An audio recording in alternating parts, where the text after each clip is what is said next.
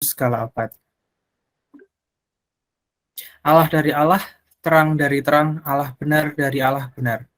Ia dilahirkan bukan dijadikan, sehakikat dengan Bapa. Segala sesuatu dijadikan olehnya. Ia turun dari surga untuk kita manusia dan untuk keselamatan kita. Dan ia menjadi daging oleh Roh Kudus dari perawan Maria dan menjadi manusia. Ia pun disalibkan untuk kita. Waktu Pontius Pilatus, ia wafat kesengsaraan dan dimakamkan.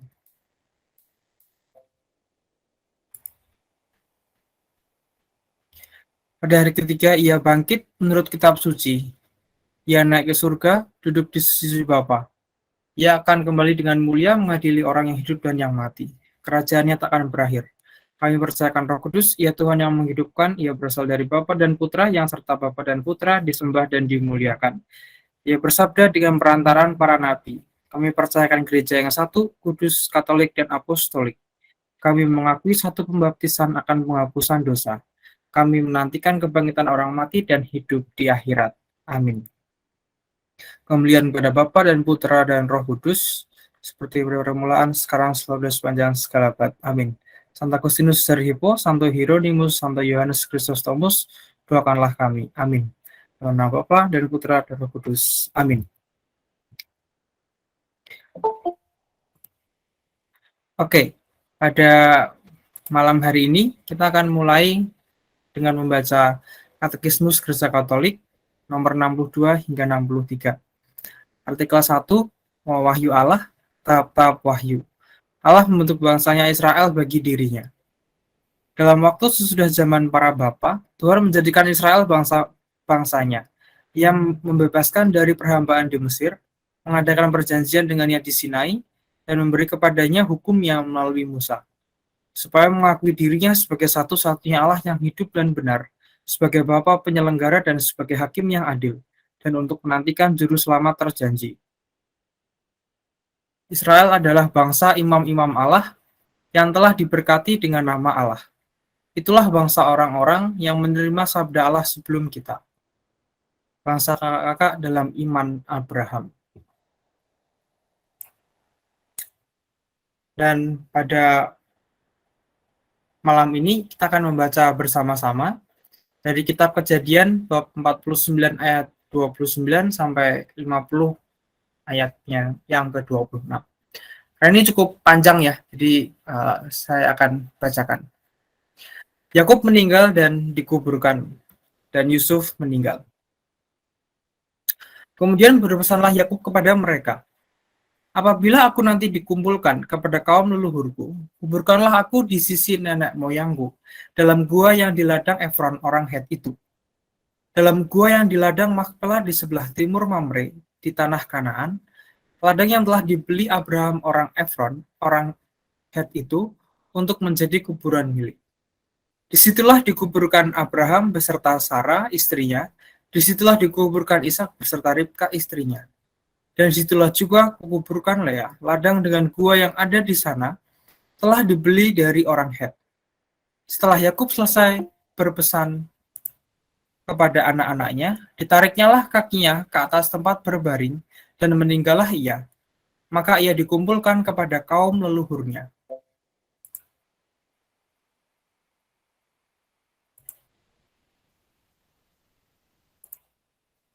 Lalu Yusuf merebahkan dirinya, mendekap muka ayahnya serta menangisi dan mencium dia. Dan Yusuf memerintahkan kepada tabib-tabib, yaitu hamba-hambanya, untuk merempah-rempahi mayat ayahnya. Maka tabib-tabib itu merempah-rempahi mayat Israel. Hal itu memerlukan 40 hari lamanya, sebab demikianlah lamanya waktu yang diperlukan untuk merempah-rempahi, dan orang Mesir menangisi dia 70 hari lamanya. Setelah lewat hari-hari penangisan itu, berkatalah Yusuf kepada seisi istana Firaun, jika kiranya aku mendapat kasihmu, katakanlah kepada Firaun, bahwa ayahku telah menyuruh aku bersumpah, katanya, tidak lama lagi aku akan mati dalam kuburku yang telah kugali di tanah Kanaan, disitulah kau kuburkan aku.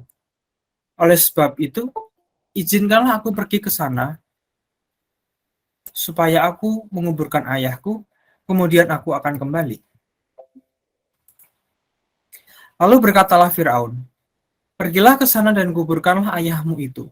seperti yang telah disuruhnya engkau bersumpah. Lalu berjalanlah Yusuf ke sana untuk menguburkan ayahnya, dan bersama-sama dengan dia berjalanlah semua pegawai Firaun, para tua-tua dari istananya, dan semua tua-tua dari tanah Mesir, serta seisi rumah Yusuf juga, saudara-saudaranya dan seisi rumah ayahnya. Hanya anak-anaknya serta kambing domba dan lembu sapinya ditinggalkan mereka di tanah Goshen. Baik kereta maupun orang-orang berkuda turut pergi ke sana bersama-sama dengan dia.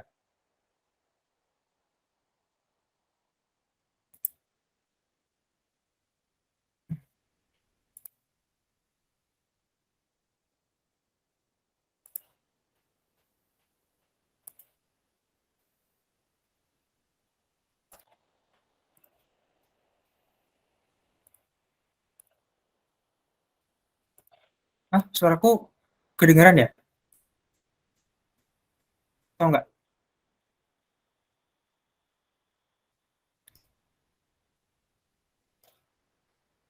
Oke, dengar ya suaraku ya. Serta seisi rumah Yusuf juga, saudara-saudaranya dan seisi rumah ayahnya, hanya anak-anaknya serta kambing domba dan lembu sapinya ditinggalkan mereka di tanah Goshen. Baik kereta maupun orang-orang berkuda turut pergi ke sana bersama-sama dengan dia, sehingga iring-iringan itu sangat besar. Setelah mereka sampai ke Goren Hatat yang di seberang sungai Yordan, maka mereka mengadakan di situ ratapan yang sangat sedih dan riuh. Dan Yusuf mengadakan perkabungan 7 hari lamanya karena ayahnya itu.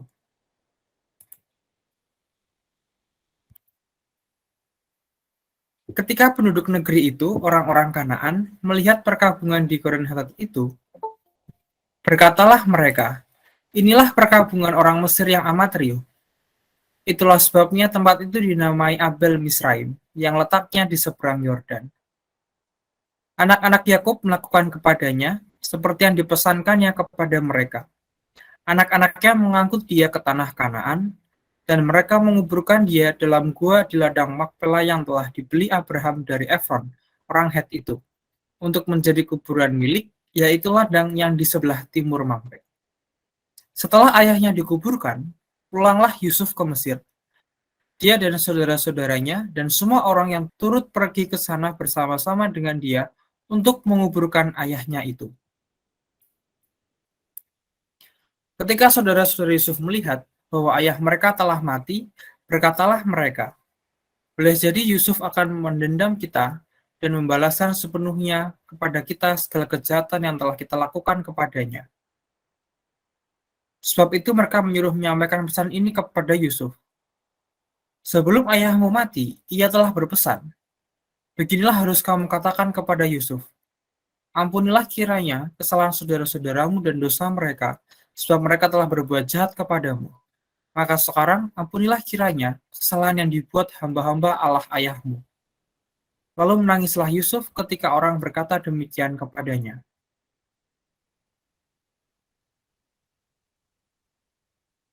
Juga saudara-saudaranya datang sendiri dan sujud di depannya serta berkata, kami datang untuk menjadi budakmu. Tetapi Yusuf berkata kepada mereka, janganlah takut, sebab aku inikah pengganti Allah? Memang kamu telah mereka-rekakan yang jahat terhadap aku, tetapi Allah telah mereka-rekakannya untuk kebaikan dengan maksud melakukan seperti yang terjadi sekarang ini, yakni memelihara hidup suatu bangsa yang besar. Jadi janganlah takut, aku akan menanggung makanmu dan makan anak-anakmu juga. Demikianlah ia menghiburkan mereka dan menenangkan hati mereka dengan perkataannya. Adapun Yusuf, ia tetap tinggal di Mesir beserta kaum keluarganya, dan Yusuf hidup 110 tahun. Jadi, Yusuf sempat melihat anak cucu Efraim sampai keturunan yang ketiga. Juga anak-anak Mahir anak Manasye lahir di pangkuan Yusuf. Berkatalah Yusuf kepada saudara-saudaranya, tidak lama lagi aku akan mati, tentu Allah akan memperhatikan kamu dan membawa kamu keluar dari negeri ini, ke negeri yang telah dijanjikannya dengan sumpah kepada Abraham, Ishak dan Yakub. Lalu Yusuf menyuruh anak-anak Israel bersumpah, katanya, tentu Allah akan memperhatikan kamu. Pada waktu itu kamu harus membawa tulang-tulangku dari sini." Kemudian matilah Yusuf berumur 110 tahun, mayatnya dirempah-rempahi dan ditaruh dalam peti di Mesir. Ya, jadi kira-kira itu yang kita bahas pada malam hari ini, kematian Yakub dan juga kematian Yusuf. Dan di tengah-tengah itu terjadi mungkin ada suatu dinamika antara Yusuf dengan saudara-saudaranya, bagaimana Yusuf akan menguburkan Yakub juga. Nah, kira-kira dari perikop ini apa yang bisa kita pelajari dari Yakub? Kita pelajari dari pemakaman Yakub atau dari Yusuf atau dari saudara-saudaranya? Silakan teman-teman, mungkin ada yang mau mulai sharing atau memberikan kesaksian atau juga mau bertanya.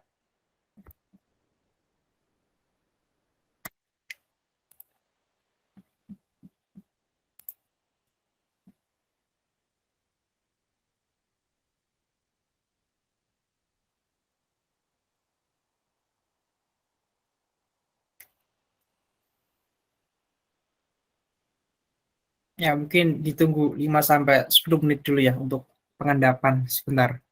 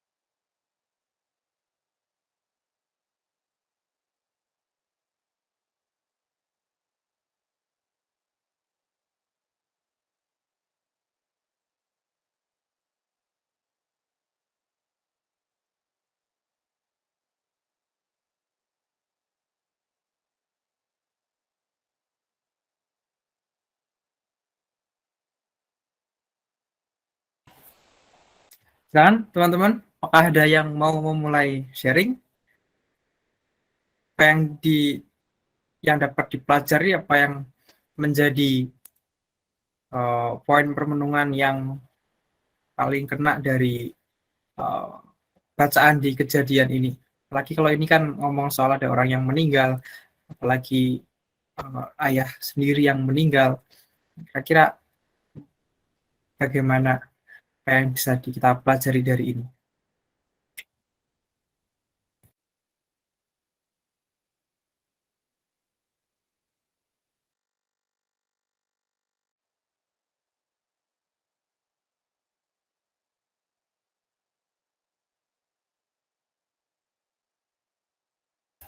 Oke, kalau Dada mungkin mulai dari saya dulu ya. Ada yang ingin saya sharingkan. Mungkin yang pertama dari awal-awal dulu. Uh, oh, sini. Pertama ketika Yakub meninggal, Yusuf merobohkan dirinya mendekap muka ayahnya serta menangisi dan mencium dia. Ini salah satu contoh apa ya perbuatan hormat ya dari Yusuf kepada ayahnya juga. Dan itu pun barangkali itu bukan sebagai bakti atau sebagai apa, tapi lebih pada itu hubungan antara anak dengan ayahnya saja. Dan itu juga yang sering kali kita lakukan, atau bahkan saya lakukan dulu ketika ayah saya meninggal waktu umur 5 tahun, menangisi dan mencium dia. Dan kalau dalam tradisi Katolik itu kan doa untuk orang meninggal itu kan bertahap ya. Ada yang sampai 3 hari, 7 hari, kemudian tuh 40 hari. Dan setelah 40 hari, rasanya langsung ke 100 hari, kemudian ke 1000 hari. Gitu ya. Iya, 100 hari kayaknya ada setahun, 2 tahun, terus 1000 hari atau dekat-dekat dengan 3 tahun.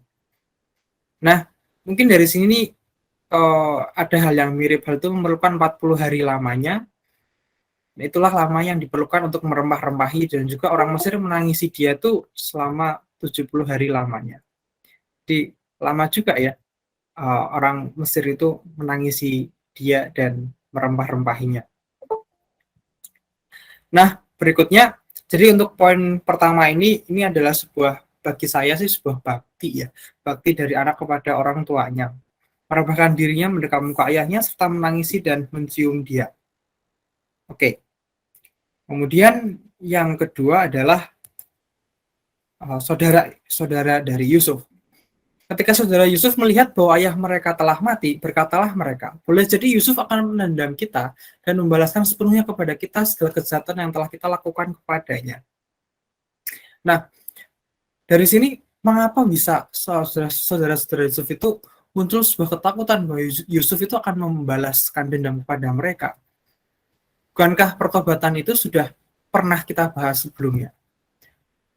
Apakah maka di sini saya lebih pada bertanya, apakah saudara-saudara Yusuf itu tidak percaya bahwa segala persoalan di masa lalu itu sudah selesai gitu? Jadi dalam hal ini mungkin saya lebih menggarisbawahi, mungkin saudara-saudara Yusuf itu memang tidak bisa lepas dari rasa bersalahnya itu. Ya, saya juga nggak tahu apa yang terjadi di sana, tapi kalimat ini kalau bagi saya sih itu sangat mencirikan orang-orang yang merasa mungkin bersalah, orang-orang yang tidak tidak lepas dari dosa di masa lalu, sehingga dosa itu senantiasa terbawa sampai ke masa depan, dan barangkali itu akan memberikan pengaruh pada perilaku di masa sekarang. Boleh jadi Yusuf akan mendendam kita dan membalaskan sepenuhnya kepada kita.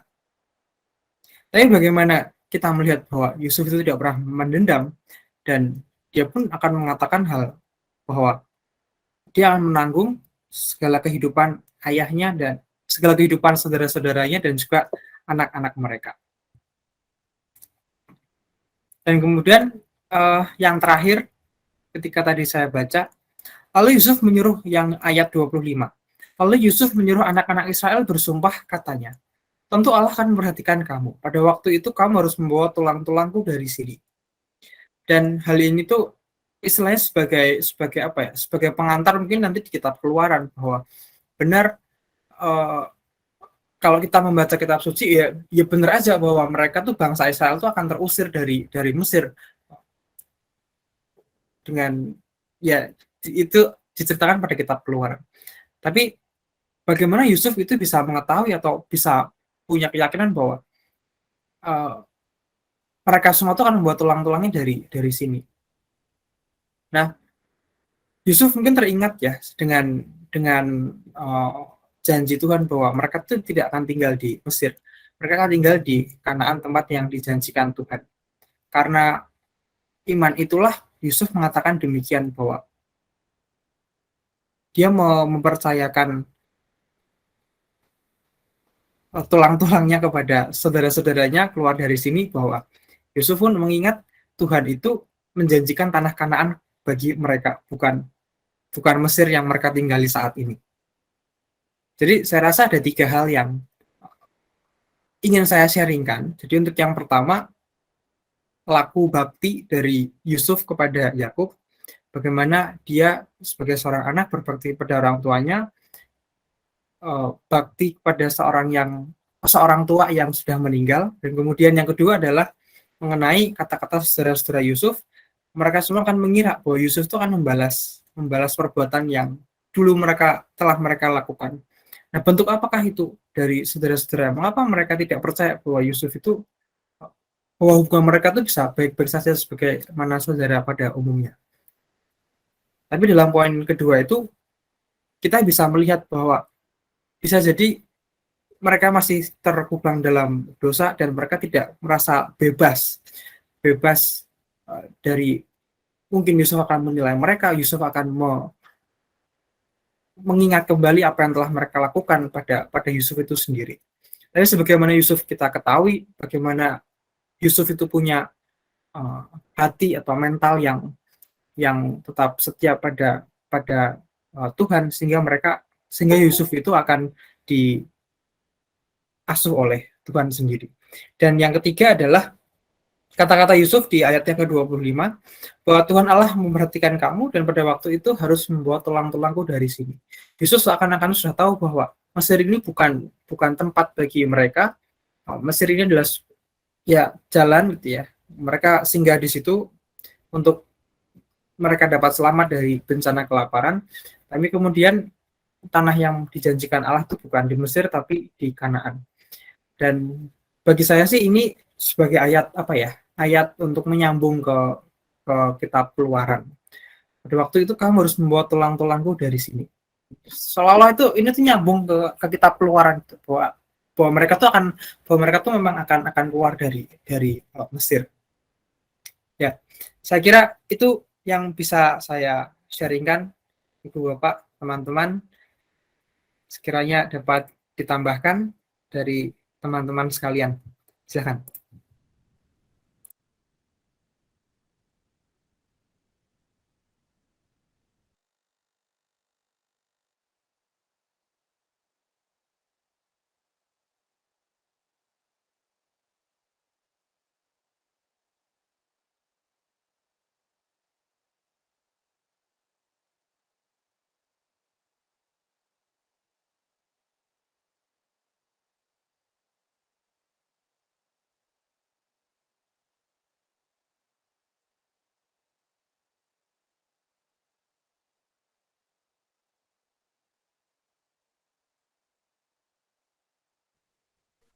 Halo, aku ingin sharing sedikit boleh? Ya, silakan Tristan. Oke.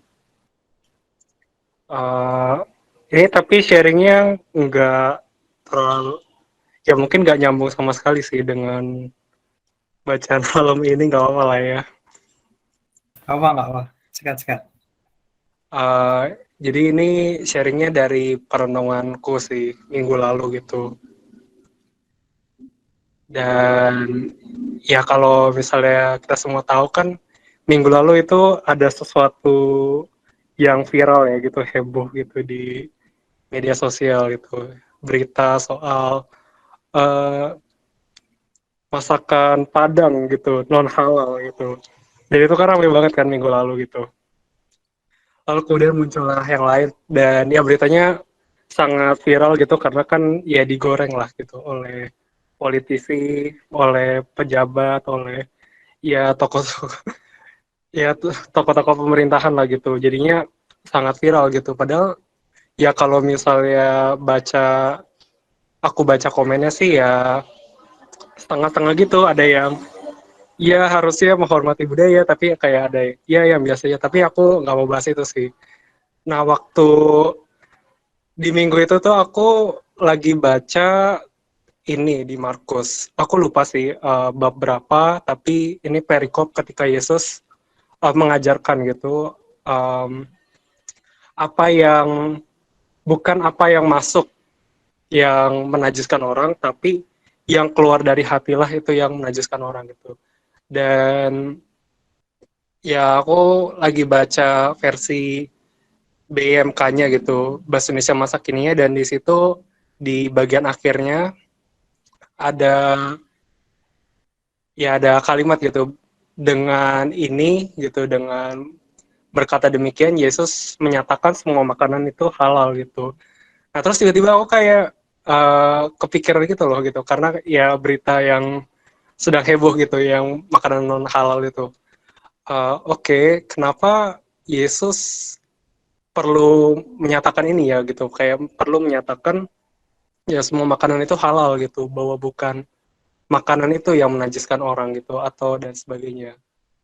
Nah, yang paling aku kepikiran gitu ya saat itu ya karena di kisah para rasul kan ya para rasul akan mewartakan Injil gitu ke bangsa-bangsa lain gitu, bangsa-bangsa non Yahudi, dan mungkin ya mereka makannya tidak tidak mengikuti adat Yahudi gitu yang kosher gitu. Jadi ya ada makanan-makanan lain yang bisa jadi pintu gitu untuk yang mewartakan Injil gitu. Dan juga kan ya Petrus mendapat penglihatan untuk makan makanan yang tidak halal gitu kan, untuk makanan yang haram gitu. Terus kemudian ya di situ Allah berfirman gitu kalau ya apa yang aku nyatakan halal jangan diharamkan gitu oleh manusia gitu. Ya aku pikir itu gitu.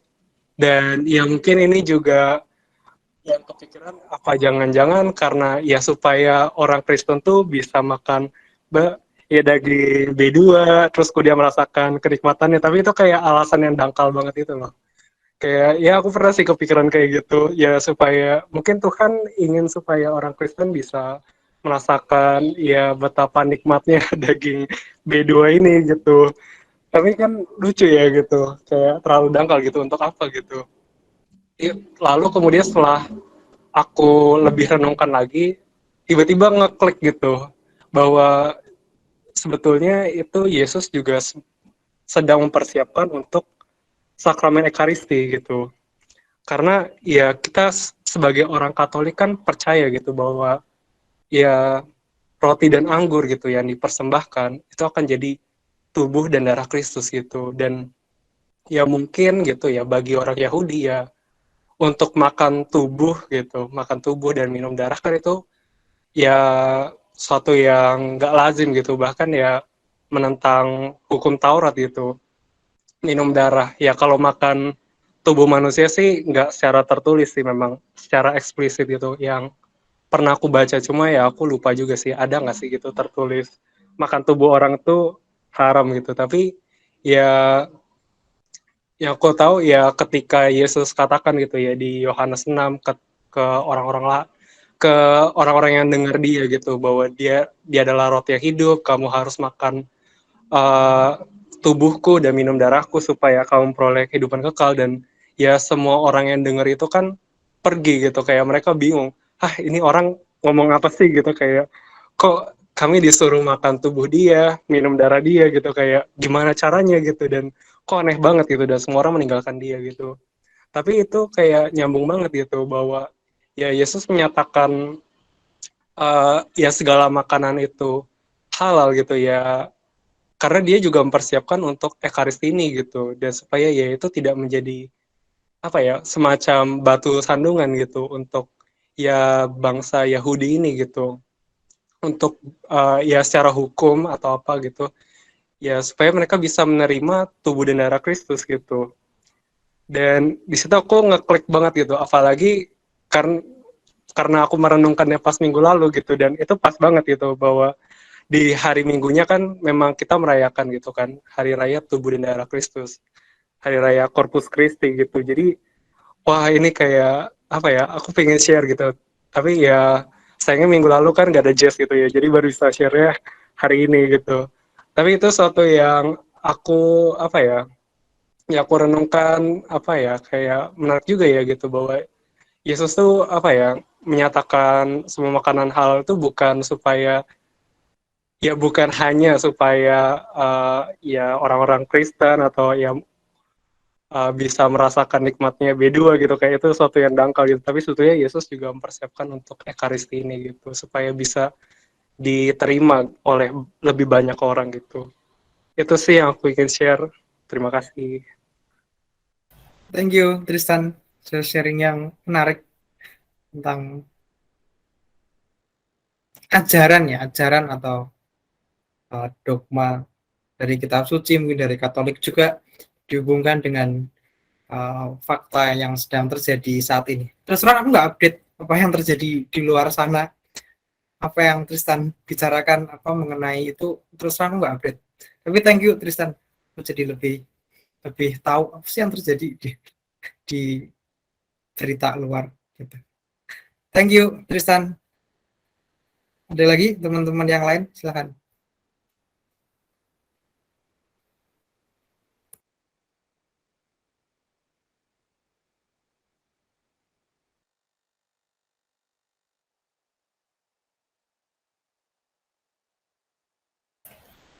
Malam ini kita membahas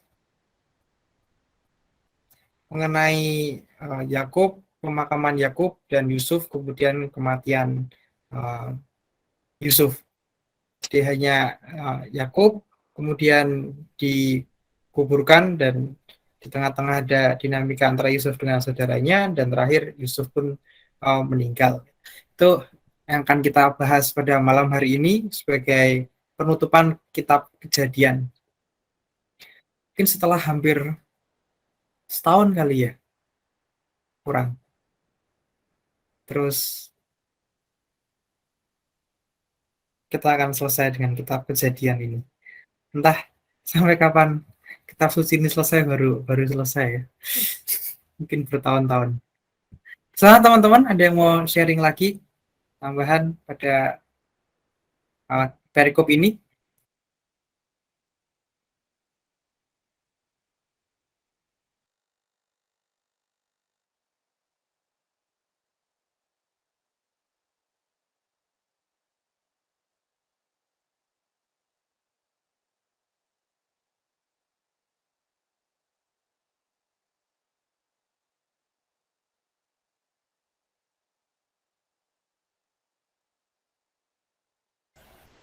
Silakan teman-teman kalau masih ada yang mau sharing. Apa yang bisa kita pelajari dari Yakub, dari pemakamannya, dari Yusuf, atau dari saudara-saudara Yusuf?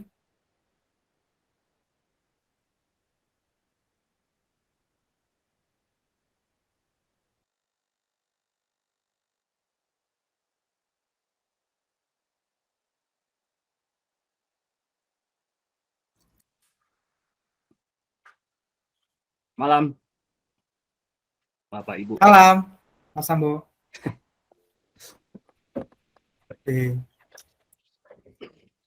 Apa ya? Saya sih tadi telat dikit, macet Jakarta. Nunggu busway sejam. Tapi apa ya? Tadi saya juga kelewatan bacaannya lah, tapi kayaknya ini ya semoga berhubungan lah. Tapi kalau saya hubungkan itu apa ya? Kalau di orang Batak sendiri kan, mungkin teman-teman juga tahu itu angkat tulang-tulang itu sangat umum gitu. Jadi yang dulunya dikubur terus dinaikkan ke atas, mungkin pulau apa Danau Toba sana banyak lah apa tugu untuk para leluhur gitu. Tapi di apa suku Batak sendiri itu ya sebagian juga apa itu nggak setuju gitu. Ada yang setuju, ada yang enggak. Kalau aku pribadi bebas saja. Gitu. Kalau dilakukan silakan. Kenapa bebas? Karena kan ada yang bilang itu lah kan manusia itu dari tanah harus kembali ke tanah. Terserah mau dinaikkan itu ke atas tugu 100-200 tahun lagi itu akan balik ke tanah, bakal hancur juga, pasti balik juga ke tanah gitu. Kalau saya pribadi gitu ya melihatnya. Kalaupun dinaikkan ke atas, kalau saya pribadi itu nggak salah, silakan. Mau 1000 tahun lagi itu nggak bakal di atas lagi, pasti jatuh juga ke tanah gitu. Intinya pasti balik ke tanah intinya kalau dalam waktu dekat atau lama gitulah intinya. Tapi ya nggak tahu menurut, karena apa di apa tulang-tulang Yusuf itu juga kan kalau nggak salah tadi dibawa dari Mesir ya, apa tulang-tulangnya dibawa ke tanah perjanjian kalau nggak salah. Ya itu apa? Itu aja yang saya seringkan, nggak tahu itu menurut teman-teman itu, menurut pendapat aja itu kayak di suku Toraja itu lebih gila lagi sebetulnya. Apa prosesi penguburan begitu.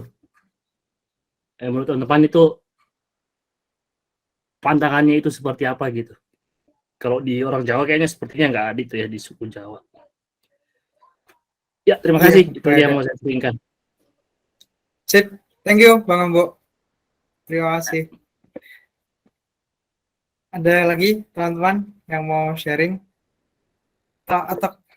Oh, Bang Edu, silakan Bang. Terima kasih Bang. Ini menarik sekali sih untuk penutupan ini.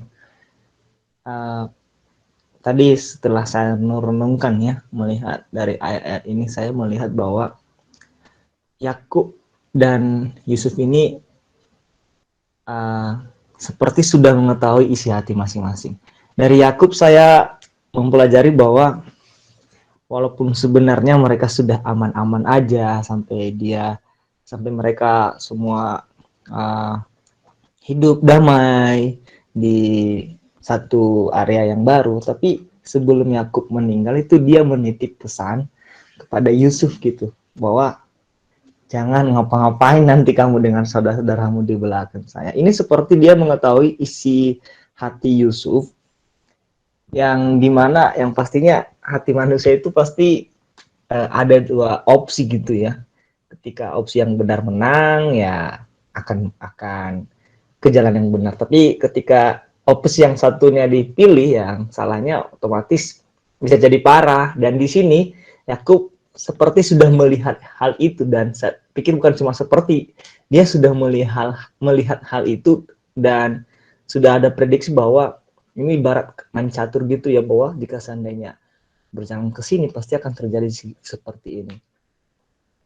Di sisi lain, ketika mendengar hal itu, Yusuf langsung teringat kembali, dan saya belajar di sini cara berpikir dan cara melihat sesuatu di sini. Ketika saudara-saudaranya mereka-reka tentang sesuatu bagaimana nanti kalau balas dendam, malahan Yusuf melihat dari sisi yang lain, sudut pandang yang lain. Ini sangat menarik tentang sudut pandang ini. Ketika ada satu masalah, maka Yusuf melihat dari sisi yang baiknya. Dia mengatakan bahwa sebenarnya baik ketika kamu melakukan hal itu adalah jalan Tuhan. Coba kalau jika seandainya itu tidak terjadi, contohnya ya, pasti mereka tidak akan selamat ketika ada musim kelaparan yang lama sekali itu. Jadi dari dua tokoh ini saya mau membagi apa yang sudah saya renungkan ya, bahwa Yakub itu mengetahui isi hati anak-anaknya, dan Yusuf juga dengan mendengar perkataan dari bapaknya, dia melihat satu masalah itu dari sisi yang lain. Dan ini juga perlu kita pelajari bersama. Ketika mendapatkan suatu masalah, kita harus melihatnya dari sisi mana nih gitu ya. Kita mau melihat dari sisi yang baik atau tidak sehingga tidak menimbulkan hal-hal yang baru. Sedangkan dari saudara-saudaranya itu saya belajar bahwa sisi kemanusiaan. Saya tidak menyalahkan mereka dengan mereka seperti itu. Karena manusia ya seperti itu, walaupun dia sudah bilang A sekarang dan bisa jadi dia akan berubah pikiran terus-menerus, siapa yang akan tahu. Tapi ketika mereka memastikan lagi dan Yakub sudah melihat isi hati anak-anaknya ini, dia memastikan bahwa hal itu tidak akan terjadi. Tidak akan terjadi hal-hal yang tidak diinginkan di antara mereka. Terima kasih, Bang. Terima kasih Bang Edu. Sangat menarik sekali. Ya ini penutupan kitab Kejadian ya, tapi bukan penutupan jazz gitu ya. Ya, thank you sharingnya Bang Edu. Terutama yang mana saudara-saudaranya bahwa itu sifat kemanusiaan yang kita sulit sekali untuk percaya, jadi harus selalu diingatkan atau kita butuh kepastian lagi bahwa benar-benar kita akan terjamin hidupnya. Oke. Ada lagi yang mau sharing, Bapak, teman-teman sekalian?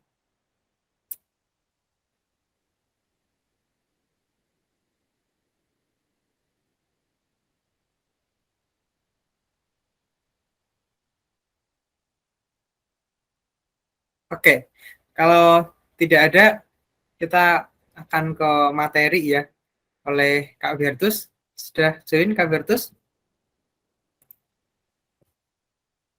Sudah. Sudah, puji Tuhan. Silakan Kak Bertus untuk menutup kitab Kejadian ini dan pengantar ke keluaran nanti ya. Tak terasa. Yap. Silakan. Oke. Sudah kelihatan share-nya.